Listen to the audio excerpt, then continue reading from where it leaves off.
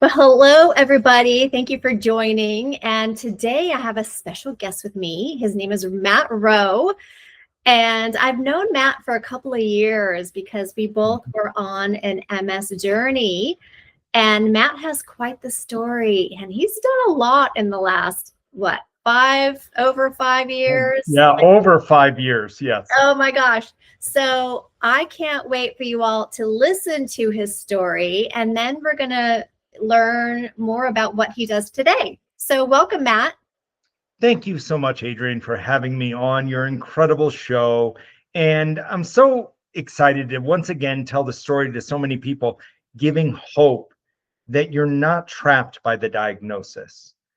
The diagnosis is a Absolutely. label, It is.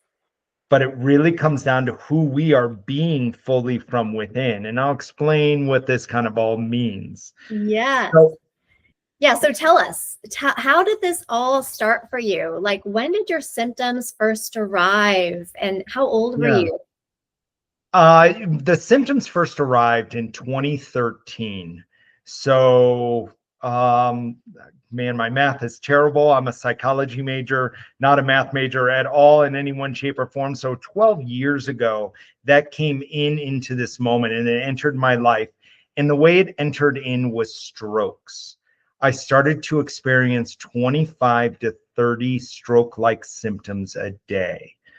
Wow. Also, I had optic neuritis come in. I had no idea what was causing it. And at this time, I am a past athlete. I mean, when I say past athlete, I was an All-American triathlete back in 2008, paralyzed my leg to finish Ironman. I had all of these things. So in my mind, I'm like, oh, I'm just run down, or I'm tired, or I'm okay, and I'll be this. And so the strokes we couldn't figure out, but those really scared me.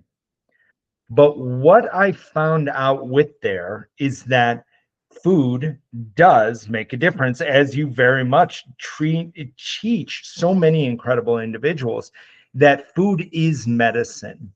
And so, with all of those pieces, I learned that due to a series of antibiotics that was taking for 3 months to keep a bad leg injury from going septic, it started to create those stroke-like symptoms.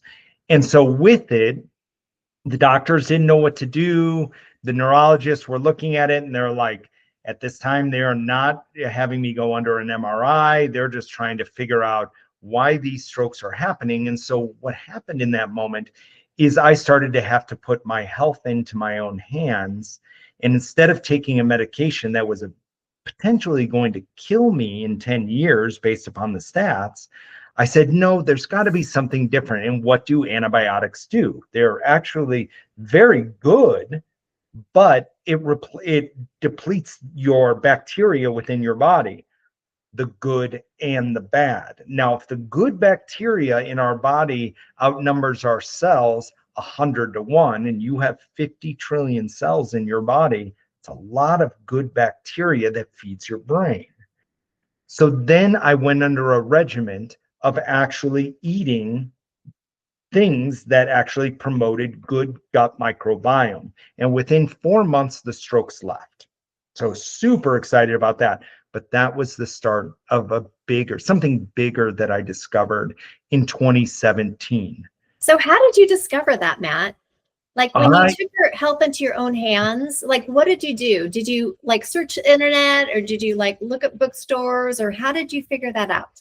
No, like I really just kept going on, just like I knew certain foods I ate made me feel better. And so I stuck with those, and certain foods it caused what now I've realized is a symptom.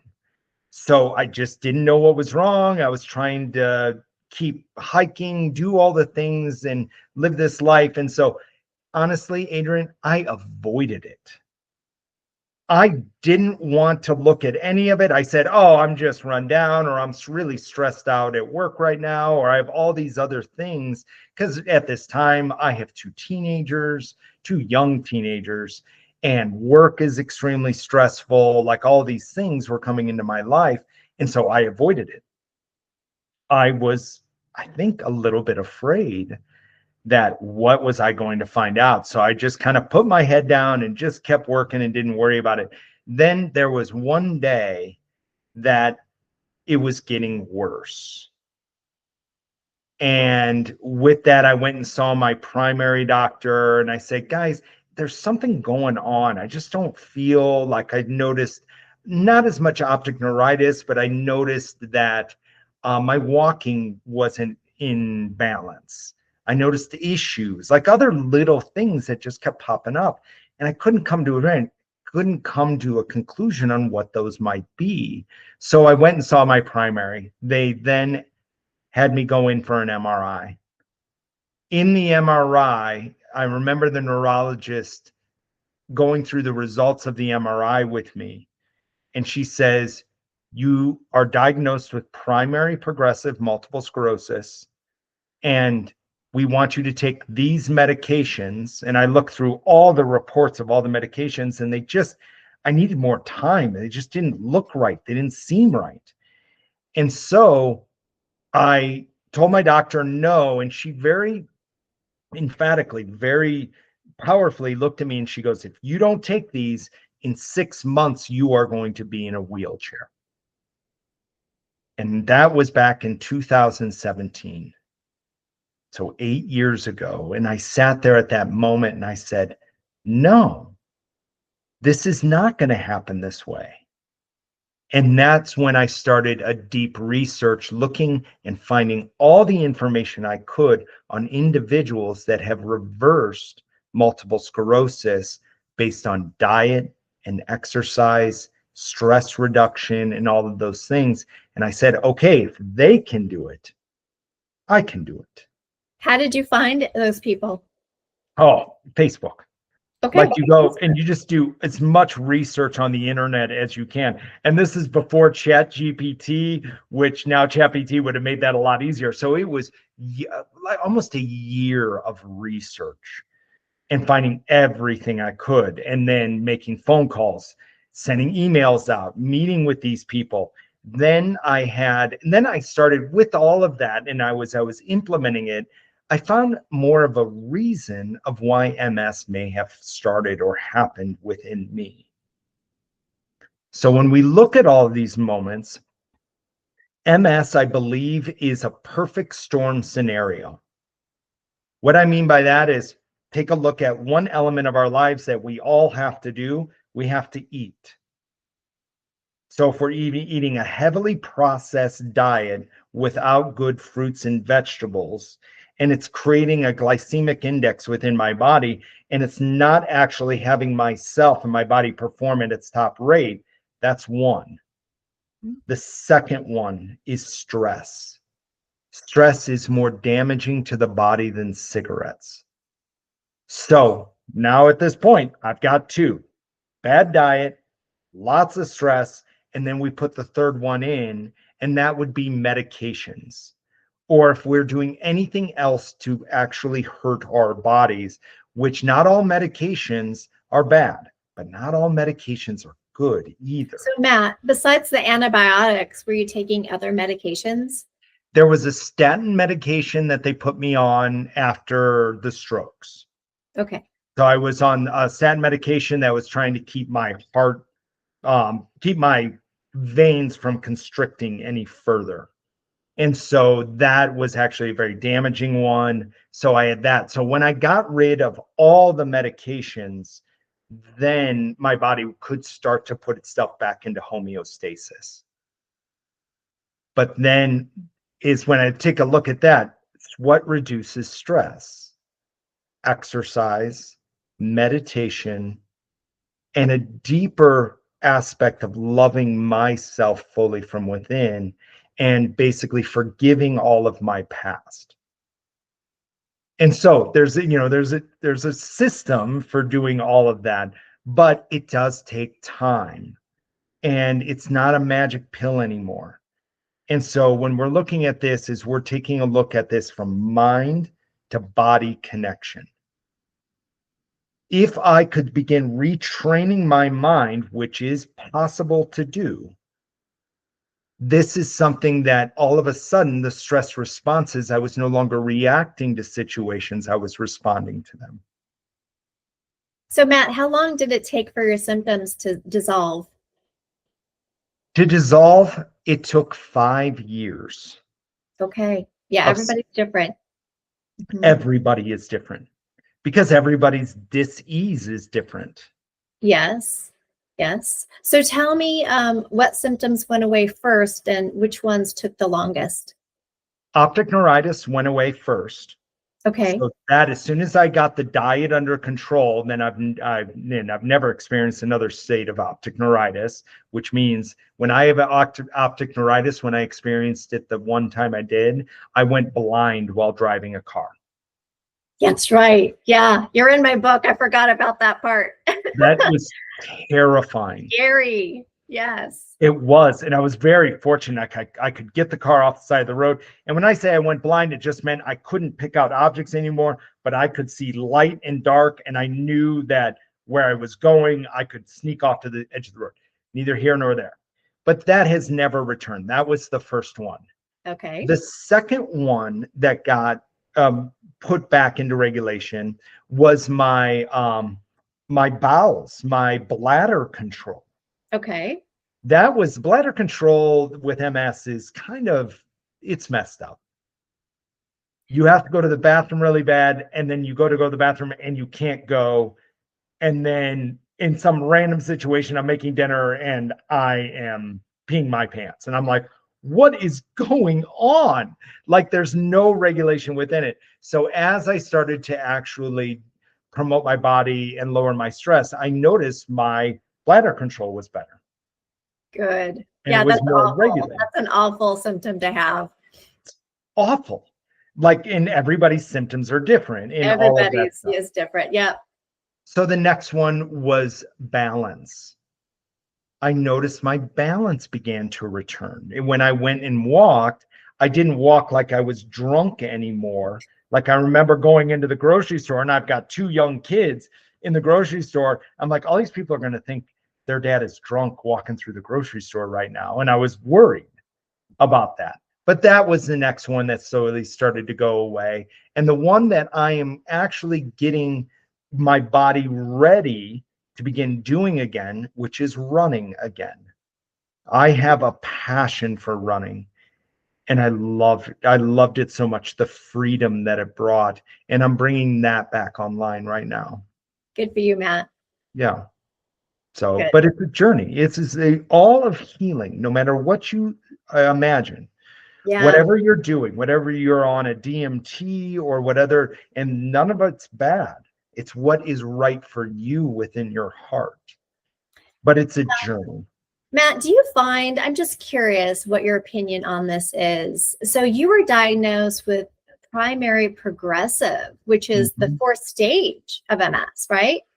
And Correct. that's the worst kind you can have. That means you're on your way to a wheelchair if you don't change anything within yourself.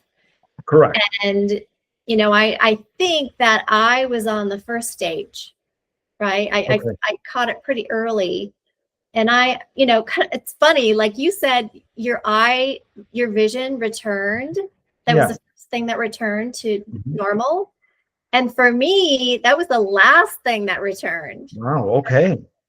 Yeah. So that took for me 4 to 5 months because I had a blind spot in my left eye. Okay. So isn't that interesting? Like, it doesn't matter what symptom you have. It depends on you and, what you're eating, what you're doing, what new habits you're creating to heal that symptom. And we're all different. Yeah, you hit it on your head, but you turn yourself into somewhat of your own scientist. Yes. At that point, like, okay, we're going to have this for dinner, but in the back of your mind's like, okay, how do I feel 30 minutes after dinner? Do I notice a tingling in my foot? Something I realized this here in this last month, I got eating oatmeal. And I'm like, oh man, yeah, oatmeal's good. And I put my, everything in it, wild blueberries and protein powder, which is a veggie-based protein powder and all this stuff. And I'd eat my oatmeal and then my right foot would go numb. Yeah. And I'm like, okay, there's probably too much carbohydrates within oatmeal itself.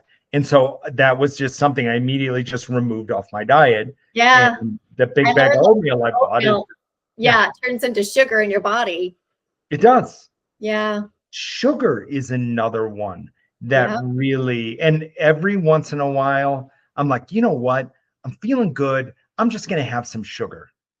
Or I'm going to have like an ice cream bar or have a bowl of ice cream and not dairy based. I don't eat corn, soy, dairy, gluten, pork, or eggs. Okay. And why pork or eggs? Did you Okay. test yourself?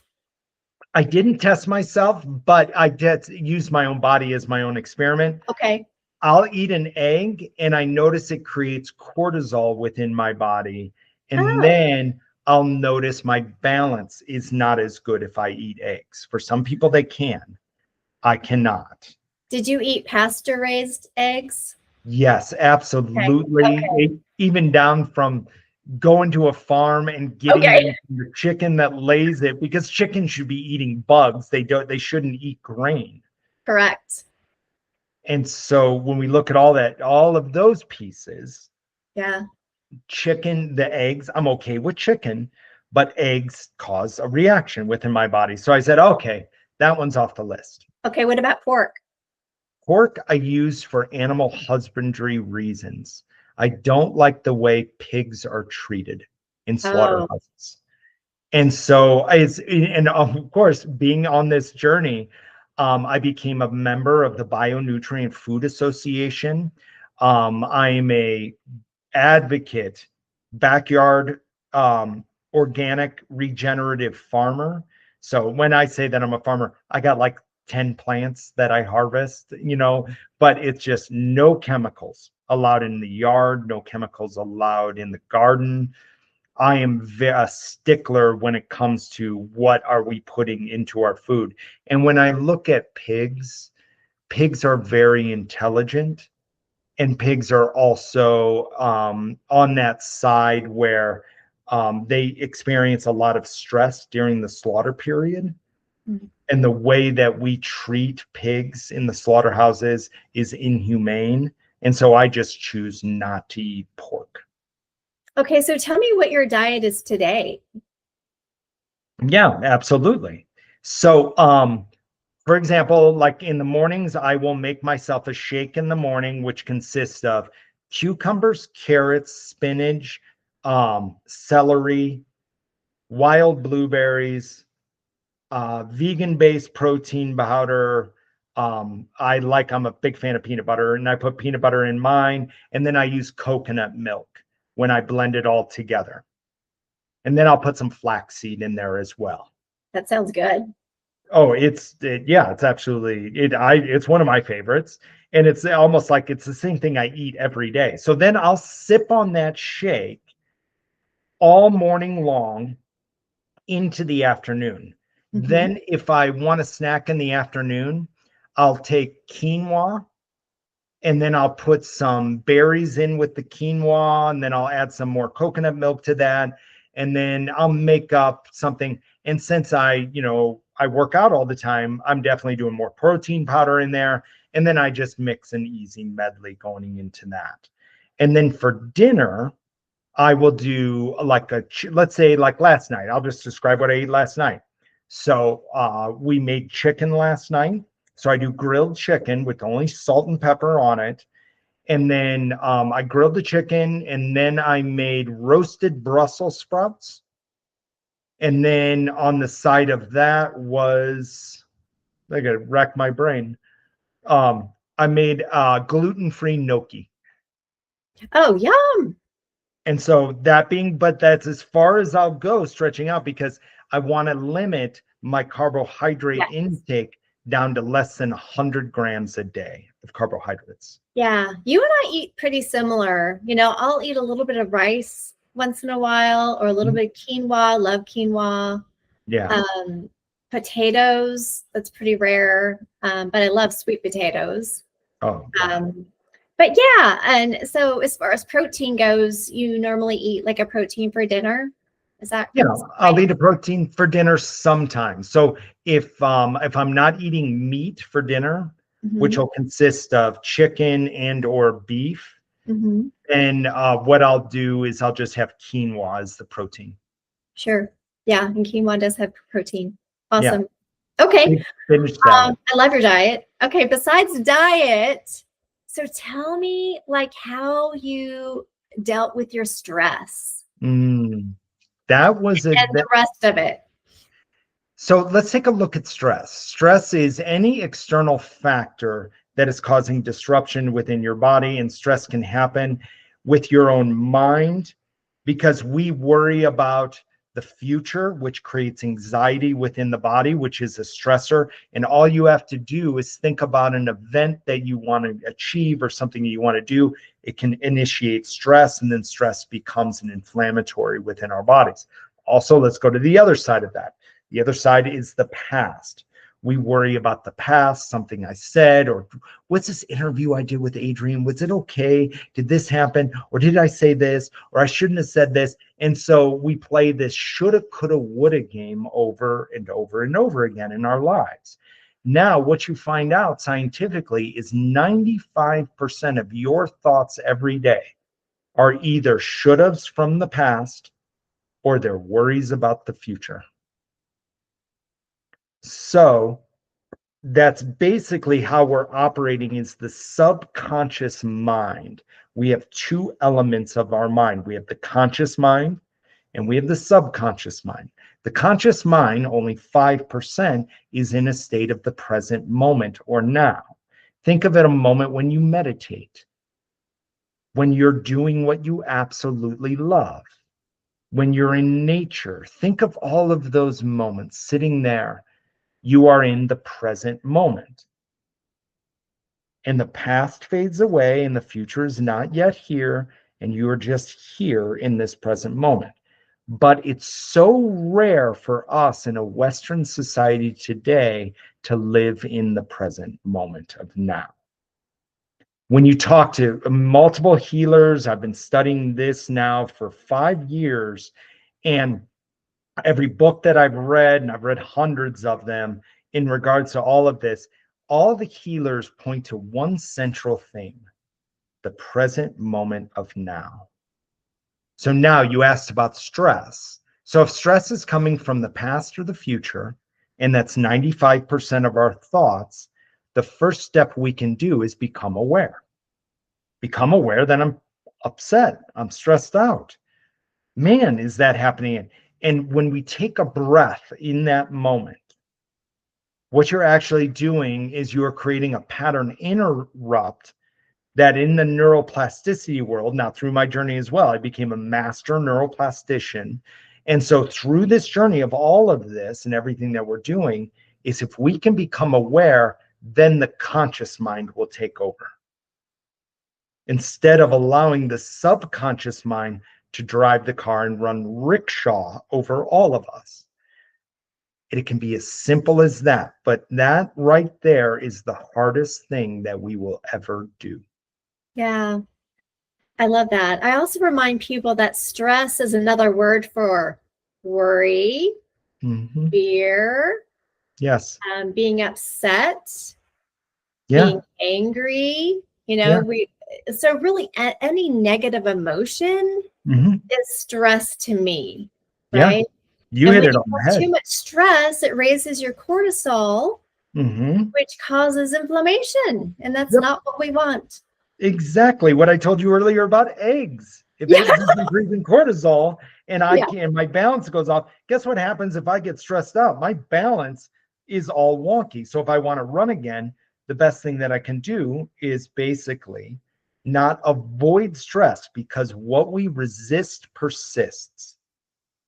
So if you ever tried to avoid a stressor and said, oh, it's fine, I'll just forget it, I'll deal with it later. Have you ever done that? Give me an example.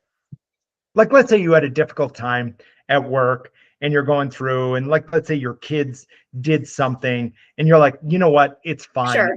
I'll be fine. Yeah, or you'll deal with it later. Right. You're avoiding it. Yeah. You're basically resisting stress. And what we resist persists. So something that we can do in this step 3 of this phase is once we become aware of it and we take the breath and we break the pattern and we've entered into our conscious mind, is to give yourself either a minute or 5 minutes to feel the stress completely. Take a breath in, be pissed off, be upset, scream in a pillow. Say those things to yourself like, okay, I feel this within my body.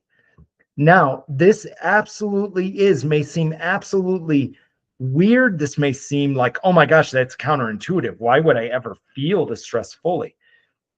We're never taught how to do this.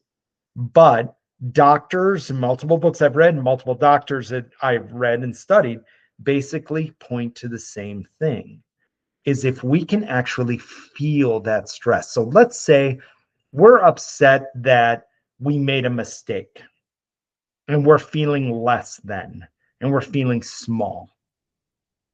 The best thing we can do is give ourselves that minute or 2 minute to fully feel it. Mm-hmm. And what happens is we're bringing that stress out into the light of our own consciousness. Then what you'll notice is your consciousness will start to address the stress. And your consciousness is love, acceptance, allowing, enjoyment, forgiveness. Exactly. So then when we feel it, you will actually feel it dissipate from your body, and that stressor will not come back anymore.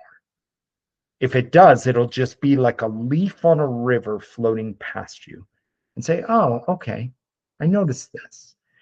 So a lot of the work is being able to address all the past stressors and the future worries, and encouraging an individual to feel them and being with them while they feel these moments to allow them to release within the body.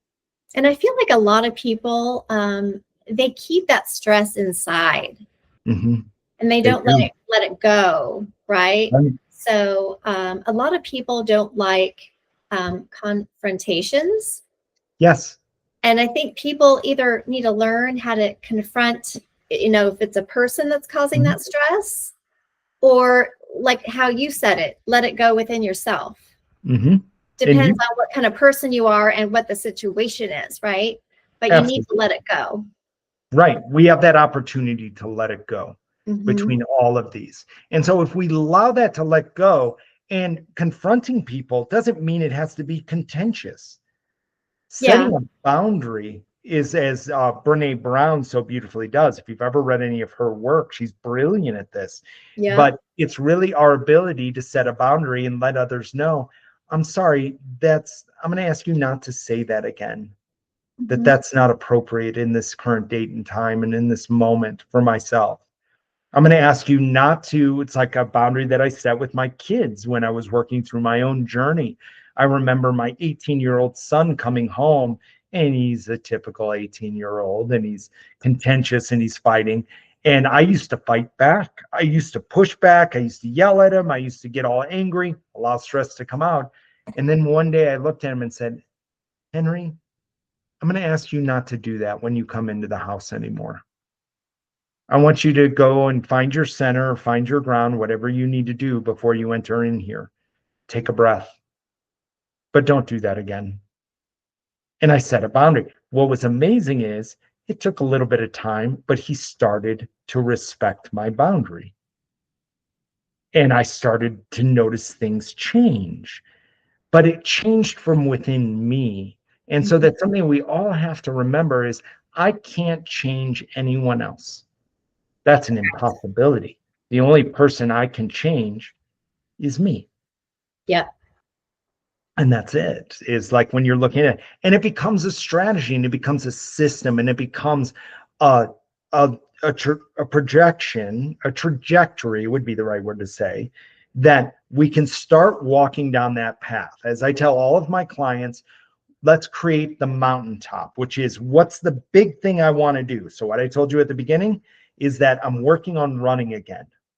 That is my mountaintop. Now I can't climb a mountain in one step, so I've got to put myself on the trail. And so putting myself on that trail is meditation, a regular practice of meditation and visionary work within myself. And it only takes 5 minutes. every morning and every evening. So now I'm training my brain. My brain, instead of reacting in a similar neural pathway connection throughout my body, I'm basically writing a new connection and I'm pruning the old one away. That takes intentional practice. Now, my goal is running again, the mountaintop. So then I've identified that stress will keep me from running. So then I do the things to allow my brain to actually respond in the way I wish it to respond, with love and joy, acceptance and allowing. So we naturally all want to be in this state. So, Adrienne, I'm going to ask you a question. Everybody that's listening, you can spend the rest of your day in fear, or you can spend the rest of your day in love. Which one would you like? I want love. Everybody does. I've spoken to thousands of people. Everybody raises their hand, love without any hesitation. We want love. But do you know that 95% of the time in your life, with the untrained mind, will choose fear, even though we don't want it? Mm-hmm. It's not what we desire. And like you said earlier, fear is stress. Stress is damaging. Stress actually has been known, it's possibly one of the biggest killers of all human beings. And we live in a stressful society. And when you study it even further, the great textbook, Metaphysical Anatomy by Rowe, she talked about this in a beautiful way. MS is the dis-ease of feeling as if we are not enough. Yeah, I love this, Matt. So not only did you, change your diet, you really changed a lot of your personality. I'd allow the real Matt to emerge.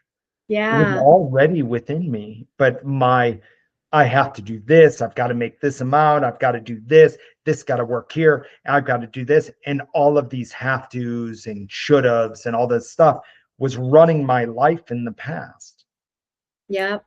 What I also like is when you make these changes, you become the person that other people want to follow, right? Yeah, be around. Because when you live as an example and you have an incredible story of healing your MS, people want to follow you. People want to learn about you. Like, oh, wow, how did he do that?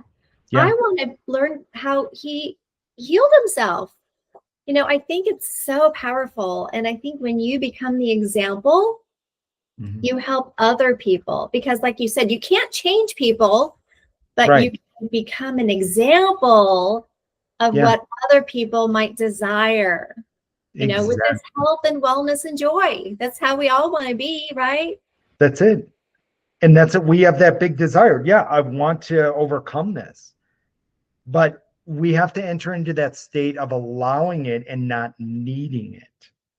If we need or not want, we are putting an energy of desperation out into the universe. What would happen if, and Dr. Joe Dispenza talks about this, everybody that's ever healed at any one of his retreats, healed because they no longer desired to be healed. I love him. I've got a couple of his books too. He's Yes. amazing. I actually talk about him in my podcast here and there. Because it's brilliant, the work that he's doing. He's doing all this research down now with it. And if anybody hasn't read Dr. Joe Dispenza's story, start there. Oh God. You can find it on YouTube. I've told it a couple of times, and I think it's incredible. Yeah. It is. It's amazing. Then you look at other individuals that have taken his work and just had done their own work. Dr. Jeffrey Redinger, who wrote the book Cured, has so many incredible stories of individuals overcoming chronic conditions. There's and then you go to the other extreme, go to Anita Moorjani. She wrote the book Dying to Be Me. She had an immense amount of fear of cancer. She watched her father die of it and she watched her friends die of it. And so through all of this fear of cancer, what happens? She comes down with cancer, but she gets cancer, and over 90% of her body is riddled with cancer. And her husband carries her into the hospital one day, while she's gone into a coma due to the cancer, and her organs have begun to shut down, and she dies. She has a near-death experience, and upon returning from her near-death experience, she heals cancer in her body within 6 months. I totally believe that. Matt, I also want to talk to you about, like, how many Facebook sites have you been, like, kicked off of?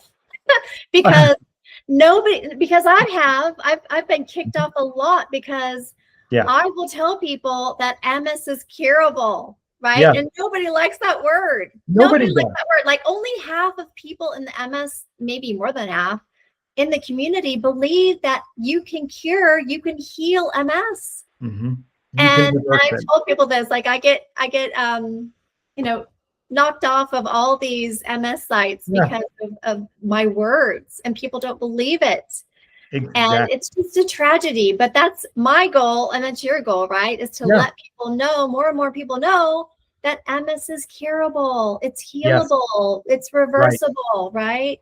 But you're talking somebody into taking a broad step into the unknown, because there's no guarantees. There's you've got to follow a path, and it's never going to be linear. Like, oh, do this, do this, do this, do this, do this, do this, and you're going to be cured. No, it goes up, and it goes sideways, and it goes down some days, it goes backwards, it goes forwards, it goes all the way around.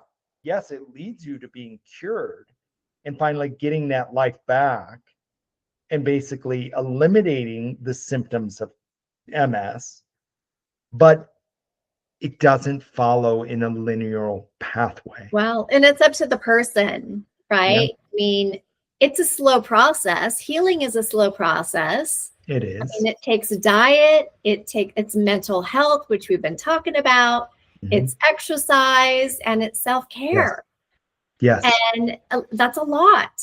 And it's hard for people to change their habits. Yes. But when people make the decision to do this, and they follow the right person with the right program, like you, Matt, or I've got a program. Yeah. And I've helped many people. You can do it. It's just possible. I just want people to believe it's possible. It 100% is. With all of it. Because Go ahead. Well, I want to ask you a couple questions. Yeah, go ahead. Okay, I want to ask you, because you've got a lot going on, and you started that summit, your symptom-free MS summit, and I think it's been going for 5 years now. Is that right? It has. This year will be the 5th annual symptom-free MS summit. I love that, and you have it every summer. Comes out in the summer, I think. Right? That's right. 2 weeks before the 4th of July. Cool. So yes, I'm so excited for it this year. It's going to be amazing. And I only hope this incredible woman, Adrienne Scharli, just wants to be in the summit again with me. That'd be fun. I would love that.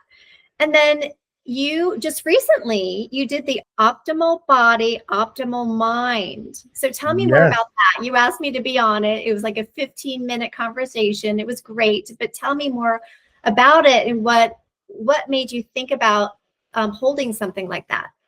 Optimal body, optimal mind. So 1 year ago, Dr. David Lyons approached me and said, my program I've been running for over 10 years, and I don't have the mindset element within it. And he goes, would you want to build optimal body, optimal mind with me? So him and I for the last year have been building this, crafting it, and putting it together. So what this does is this is going to create a mind to body connection. David knows that BDNF, brain-derived neurotropic factor, and acetylcholine gets activated within the body. This is what every professional athlete knows. And so, but with the mind, what we'll do is every day, I will send you 2 times a day, based on the time you desire, I will send you a 5-minute visualization exercise from strength to get motivated to younger to stronger to quantum jumping. I'll teach you how to quantum jump as well in there.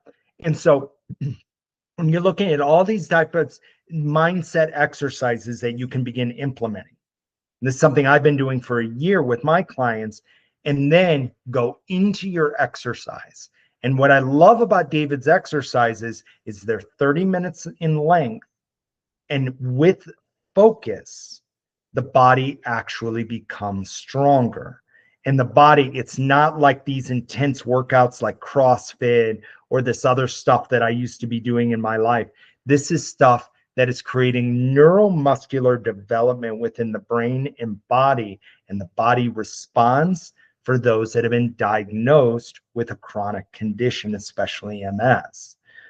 Because MS, if you're working out in a way that is not focused with, and when I say the word intense, they're not intense workouts at all, but they are so focused and driven in those pieces that when you do them, you are 100% in that present moment of now.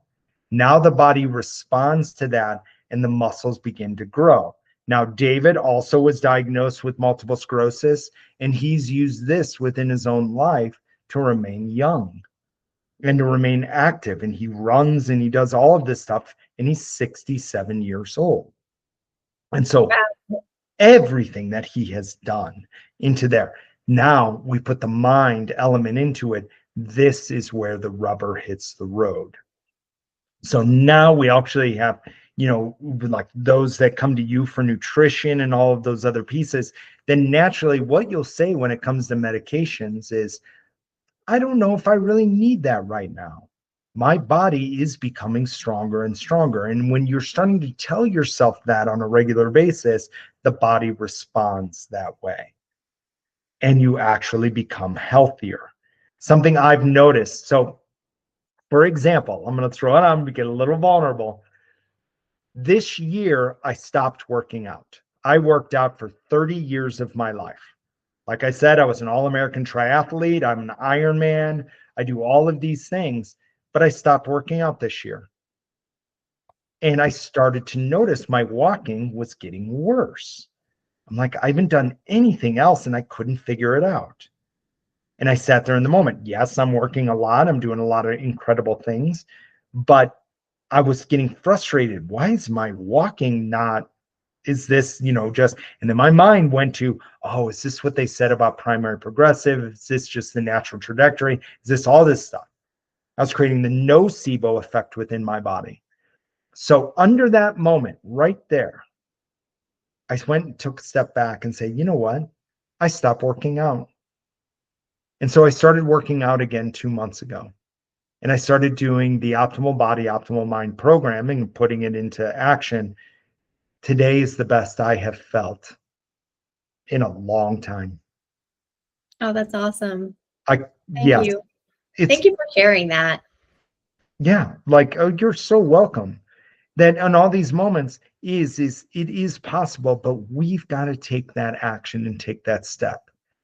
Allow your belief to grow to a knowing, and know that what you're doing right now is exactly where you need to be, and that what you're doing is right.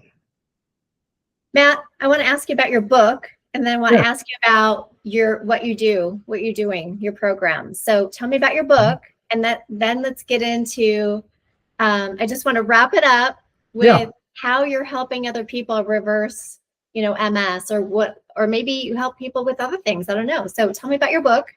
So Belief to Heal was an amazing journey that it took me 4 years to publish it. And so I started writing it in 2018 when I was going through the fears of MS and all those moments. And then it finished up then, and I think it was published in 2020. And so absolutely, it was a labor of love. And it's actually, the book has gone on to help many people, because after each chapter is an exercise for you to begin the process of controlling your mind and your body, and to actually walk through these various elements and pieces. So basically the book is one of absolute examples, but one that gives hope. for everybody that reads it. I love it. I love it. Okay, so tell me what you're doing. What programs do you help people with? So I went 100% focused on optimal body, optimal mind.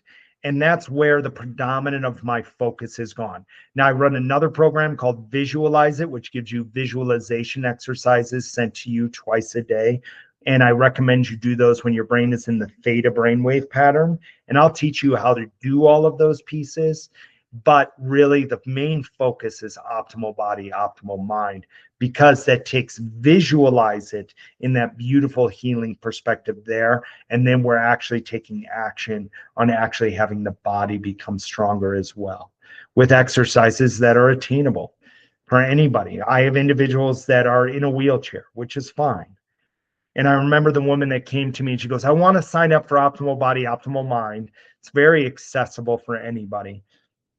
And she goes, I want to sign up, but I'm in a wheelchair and I don't think I'm going to be able to do it. I said, no, you're perfect for this. So what I love about optimal body, optimal mind, the optimal body exercises, there's 20 different exercise programs within there. And you pick one of the exercise programs and you follow it. But every exercise program actually gives you seated alternatives if you are currently in a wheelchair. But something I noticed, a woman started a month and a half ago, and she was using her wheelie walker, which is more than fine. And she goes, my goal is I want to take 3 steps on my own. I said, great. I said, let's work towards that. Let's put that vision in your mind. Let's give that everything you're doing is fueling that piece. So she started doing this. And this week she jumped on the group coaching call and she's laughing. And I'm like, what are you laughing about? Tell us all what's going on. She goes, I woke up last night and I walked to the bathroom. And then I walked back to my bed and I laid down in bed and I'm like, how did I do that? And she goes, it caught me by surprise. I said, because your muscles and your mind are becoming stronger in every one of these beautiful aspects. I love it, Matt. Great story. Yeah. All right. How can people get a hold of you? Absolutely. You can go to, I have a couple of email addresses. You can go to matt@identityofhealth.com, or you can go to matt@optimalbody-optimalmind.com. Both of those will approach me. You can find me on Facebook. I'm definitely out there on Facebook a lot. I have a new Instagram, Optimal Body, Optimal Mind Instagram. Follow me there. There are a lot of places and areas that you can find me. Thank you, Matt. I truly enjoyed this conversation. So did I. Thank you so much for having me on your show.